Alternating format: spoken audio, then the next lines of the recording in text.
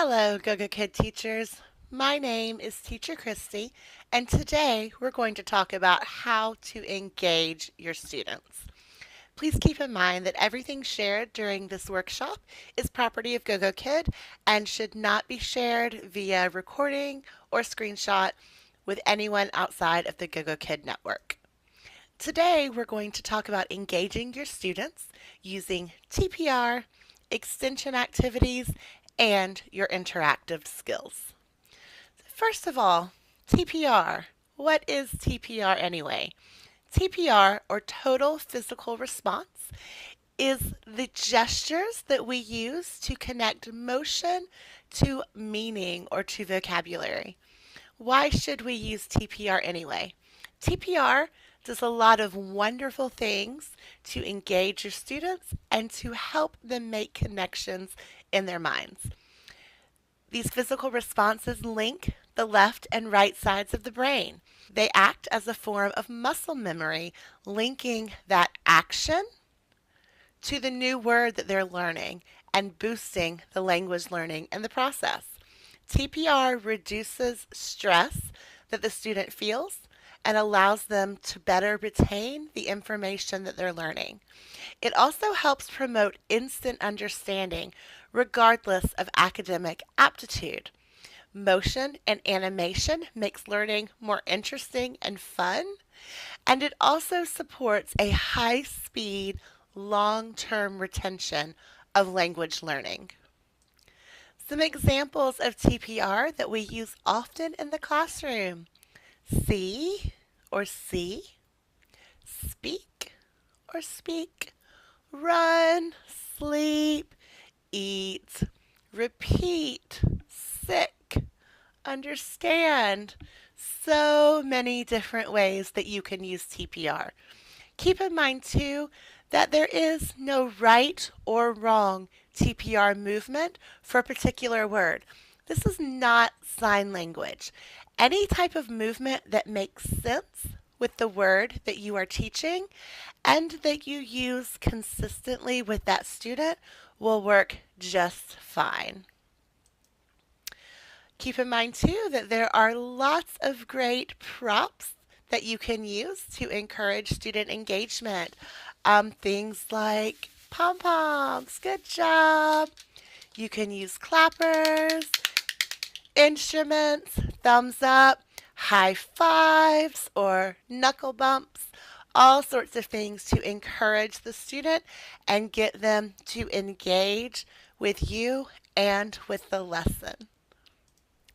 Rewards are another fantastic way to extend and engage with the student.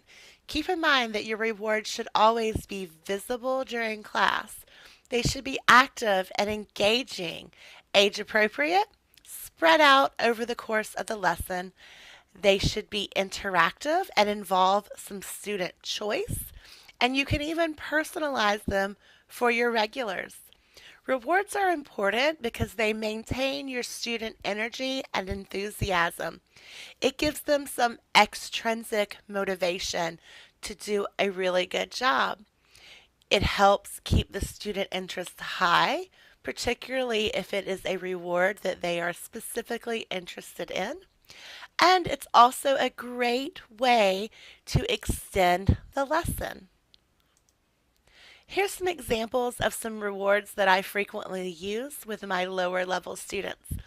All of these reward systems involve some sort of student choice, so it encourages engagement with my student. They can pick what color ice cream or flower they want.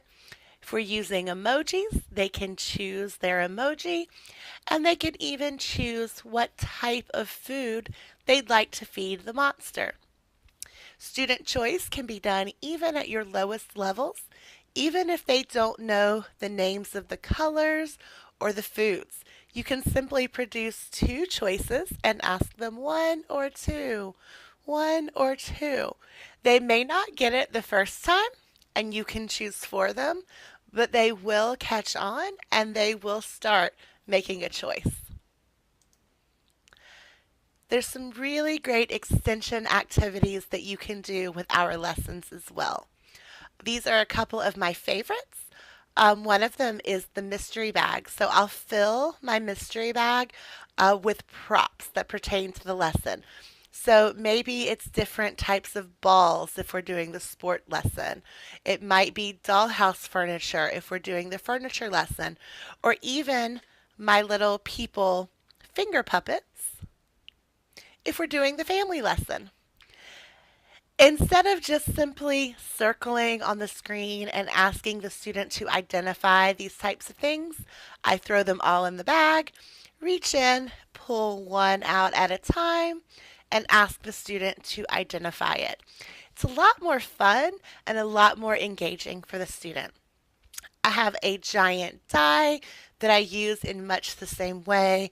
I will put vocabulary words on it, throw it up in the air, and ask the student to read whatever word appears on the face of the die. You can do the same thing with color or number cards, flashcards, anything like that. You can put numbers on the back of them, hold them up backwards, ask the student to choose a number, and they need to read or identify the word or the picture on that card. There's also some really great interactive tools in our interactive classroom that you can really use well to engage the student. The whiteboard is phenomenal. I highly encourage you to use this if you're in the interactive classroom. You can use the whiteboard to practice writing words or letters. You can draw pictures, you can count, you can play games. There are so many things you can do with the whiteboard for all different levels. And the students really enjoy engaging with you that way. There's also a spinner that is a great way to use as an extension. You can use it in much the same way that I do my mystery bag or my giant die. You can just go through and number the different pictures on the screen, 1 through 6, have the student click the spinner, and they need to read the word or identify the picture that correlates with the number that landed on the spinner. Some really, really great interactive activities in that new classroom, so be sure to check them out. Here's a few other tips and tricks for your interactive lessons. For classroom management, please make sure that you remain aware of your timing and your pacing throughout the lesson. Don't let the interactive activities drag you down and prevent you from covering all of the class material. Make sure that you're controlling the student's mouse.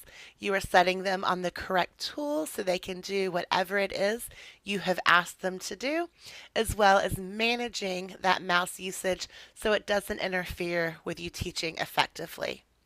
Also, make sure that you're being very patient and providing the student with plenty of wait time as they learn to use these tools. Many of our very lowest level classes do not have many slides. Most of them are around 18 slides for the 25 minutes. That's because GoGo Kid realizes that we need time to teach these students how to use these interactive tools, and they need time to practice with them. So make sure you're giving ample time to teaching these mouse skills. Also make sure that you are keeping the student engaged throughout the lesson. Please also make sure that you are keeping the student engaged throughout the lesson. As we just said, make sure you're spending plenty of time teaching those proper mouse or finger skills if they're on the iPad so they can interact appropriately. Make sure you're using plenty of TPR and props to make sure your student understands. Make sure you're praising and rewarding your student frequently. Stars and secondary reward systems with every lesson. Make sure you're encouraging frequent student interaction with the slides. Don't click everything for them. Give them a chance to click and discover some of the information themselves. And as I mentioned before, please make sure you're using that whiteboard. It is an incredibly effective tool and should be utilized often. That's all I have for today. If you'd like to learn more about ways to engage your student, come check out our workshops. We'd love to see you there. Have a great day. Bye-bye.